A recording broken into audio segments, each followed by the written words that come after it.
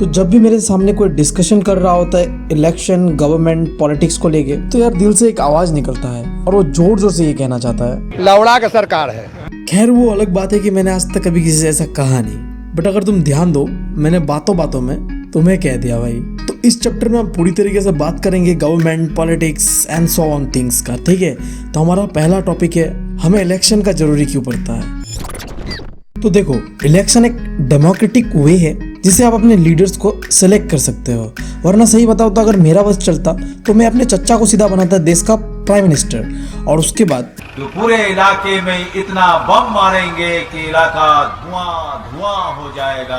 तो ये सारी चीजें ना हो, इसके लिए हमें जरूरी है इलेक्शन का। और फिर जब हम वोट देके लीडर्स को इलेक्ट करते हैं तो ऐसा नहीं होना चाहिए कि लीडर अपने मनमर्जी से ही काम करे। लीडर्स को हमेशा हमारे हिसाब से काम करना चाहिए, बट अक्सर ऐसा होता नहीं है। जैसे इलेक्शन पास आता है, लीडर्स कुछ भी कर देंगे हमारे लिए, बट जैसे इलेक्शन खत्म होता है, कहा हम और कहा वो, याद तक नहीं रखते हमें। फिर उसके बाद एज ए वोटर हमारे पास ये पावर है, हम चॉइस कर सकते हैं कि हम किसे गवर्नमेंट फॉर्म करने देंगे। अब जैसे इंडिया को देख लो, इस समय बीजेपी सेंटर पे है। क्यों? क्योंकि लोगों को बीजेपी पसंद है। हाँ, सबको नहीं पसंद मुझे पता है, बट मेजोरिटी को तो पसंद है ना।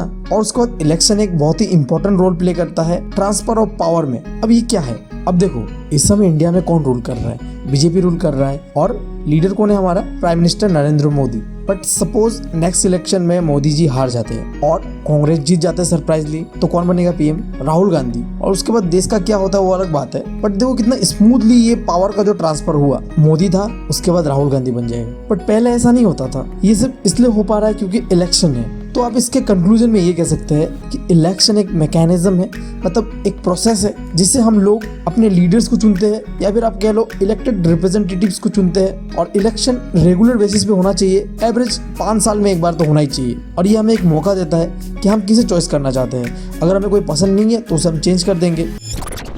और उसके बाद इस चैप्टर का दूसरा topic, what make a election democratic, मतलब ऐसा क्या क्या चीज है जो एक इलेक्शन को डेमोक्रेटिक बनाता है। तो आइए जानते हैं इसका जवाब कालीन भैया और मुन्ना भैया से। गद्दी पे चाहे हम रहें या मुन्ना, नियम सेम होगा। और हम एक नया नियम ऐड कर रहे हैं, मिर्जापुर की गद्दी पे बैठने वाला कभी भी नियम बदल सकता है। तो क्या तुम कालीन भैया के डेमोक्रेसी से एग्री करते हो? बताना मुझे। अरे बाबा जी, ये थोड़ी डेमोक्रेसी है, ये तो बाप का राज है।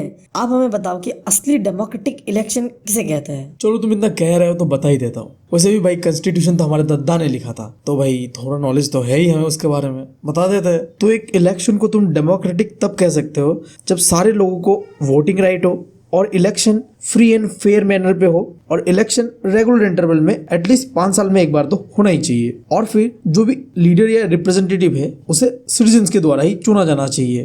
समझ रहे आप?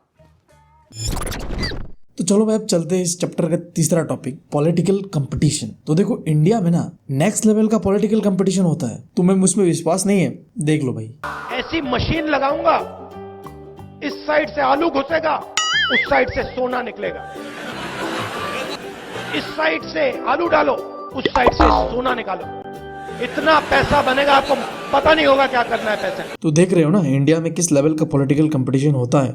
मतलब तुम इलेक्शन जीतने के लिए कुछ भी हक दोगे भाई, मुंह दिया है तो भाई ऐसे होगे। बट फिर भी जैसे एक सिक्के के 2 पहलू होते हैं, उसी तरीके से पॉलिटिकल कंपटीशन का हमें फायदा भी होता है कभी कभी, और कभी कभी हमारे लिए वो बुरा भी है। तो चलो पहले तुम क्या क्या पॉलिटिकल कंपटीशन का बेनिफिट है या फिर मेरिट क्या क्या है वो देख लेते हैं। तो देखो, जब भी पॉलिटिकल कंपटीशन होता है तो उसका फायदा आम लोगों को ही होता है, क्योंकि पॉलिटिकल पार्टीज के बीच एक कंपटीशन रहता है कि कौन अच्छा से परफॉर्मेंस करेगा गवर्नमेंट में, ताकि जब अगला साल इलेक्शन हो तो हम वोट उन्हें ही दे। और फिर पॉलिटिकल कंपटीशन का दूसरा फायदा ये है कि जब ज़्यादा कंपटीशन होता है तो हमारे पास ऑप्शन भी ज़्यादा होता है कि हम किसे चॉइस करें और किसे चॉइस ना करें। अब जैसे इंडिया में देख लो, काफी सारे पॉलिटिकल पार्टीज है। आपको बीजेपी पसंद नहीं है, कांग्रेस को दे दो, कांग्रेस पसंद नहीं है, आम आदमी को दे दो भाई, किसी को भी दे दो। और फिर लोग अपने लिए एक पर्टिकुलर लीडर सेलेक्ट कर सकते हैं जो कि उनका प्रॉब्लम देखे, क्योंकि देखो हर किसी के लिए प्रॉब्लम अलग अलग होता है। अब जैसे कि जो ट्राइबल कम्युनिटीज है इंडिया में, तो उनके लिए एक पर्टिकुलर लीडर होता है जो उनके डेवलपमेंट के बारे में सोचता है। और फिर देखो, पॉलिटिकल कंपटीशन का सबसे ज्यादा बेनिफिट होता है अल्टीमेटली कंट्री के डेवलपमेंट पे। अब देखो, हमेशा हमारे लिए पॉलिटिकल कंपटीशन सही नहीं होता। जब हद से ज़्यादा पॉलिटिकल कंपटीशन होता है तो वो हमारे कंट्री का जो यूनिटी और जो भाईचारा है उसमें प्रॉब्लम डालता है, क्योंकि लोग बढ़ जाते हैं पॉलिटिकल आइडियोलॉजीज पे। और फिर जब पॉलिटिकल कंपटीशन ज्यादा होता है तो पार्टीज इलेक्शन को जीतने के लिए कुछ भी कर लेंगे भाई, चाहे वो तरीका गलत ही क्यों ना हो। यहाँ तक कि इलेक्शन को जीतने के लिए वोटर्स को पैसा दे के खरीद लेते हैं, लिटरली तुम हमें वोट करो और तुम्हें जितना चाहिए हम दे रहे हैं पैसा, ठीक है। इस तरीके का सिचुएशन होता है जो कि बिल्कुल सही चीज नहीं है। और जो सबसे बड़ा प्रॉब्लम पॉलिटिकल कंपटीशन का होता है स्पेशली इंडिया के अंदर में, कि पॉलिटिकल कंपटीशन जो लॉन्ग टर्म डेवलपमेंटल गोल होता है उसके लिए बहुत बुरा है। समझ में आ रहा है? तो फिर ठीक है भाई, मिलते हैं इस चैप्टर के दूसरे पार्ट पे। अगर तुम लोग नए हो तो सब्सक्राइब करो, वो जो लाल वाला बटन है उसके साथ सूर्य नमस्कार करो या फिर अनुलोम विलोम, मुझे नहीं पता, बस क्लिक हो जाना चाहिए। अब मैं भी जा रहा हूं, मुझे बच्चों को गाली सिखानी है। बाय। कर दो यार, तुम्हारे पैसे थोड़ी ना कट रहे, कर दो। बीत रही जवानी अब भी आस करता हूँ, फट चुकी है कांड अब उदास मरता हूँ। सोचता हूँ कि मैं भी तो इंसान जैसा हूँ, एक दिन मैं भी जी लूंगा आस करता हूँ।